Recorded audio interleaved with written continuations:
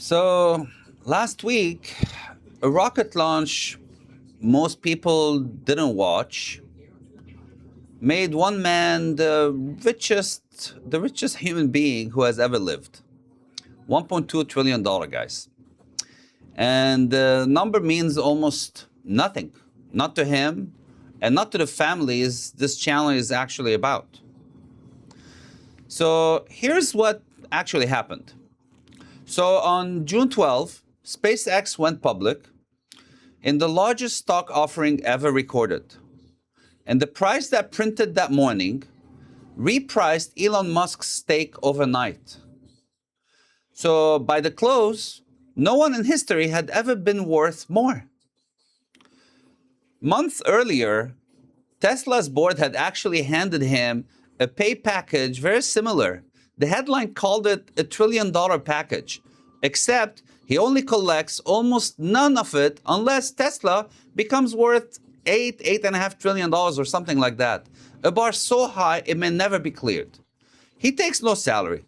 Almost nothing he owes is in cash. It is stock in companies he refuses to sell. One business writer actually called him the $1 trillion figure basically fake. And the instant it crossed that line, the reaction was very immediate. Everyone, it is not fair, he won the lottery, no human being should have that much money. I really want to take that reaction seriously because it is exactly backwards.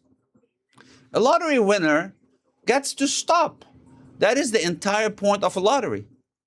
The number arrives and the striving ends. So watch what this man did the morning after the number arrived.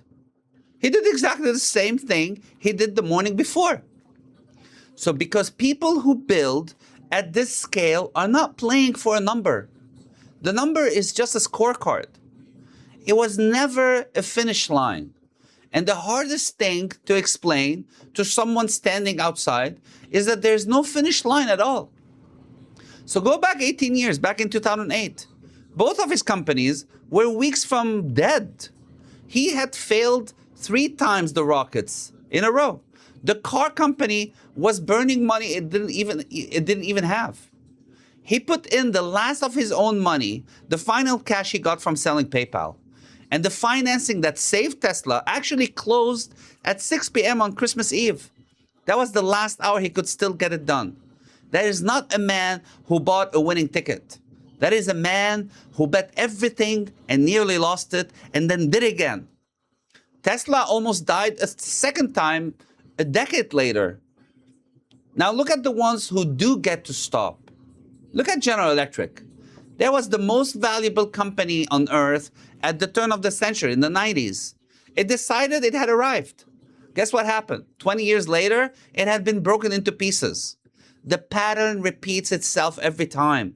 The moment a company believes it has won is the moment it begins to lose. Apple knows this very well.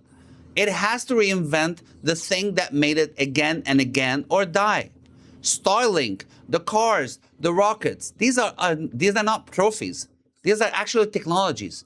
And a technology that stops improving does not hold its place. It becomes obsolete. The man with $1 trillion on paper wakes up to the same fight as the founder with nothing in the bank. Stay ahead or be erased. The resentment picture a man resting on a mountain of money and stuff like that. There's no rest. There's no mountain of money. There's only the next morning and the question of whether you are still the one building. Here's why this matters for a family that will maybe worth $1 trillion down the road or not. But the same law that governs the man governs the dynasty. The families that hold wealth across 3 and 4 generations are not the ones who decided at some point that they had enough. They are the ones who understood that enough is the precise place the decline begins.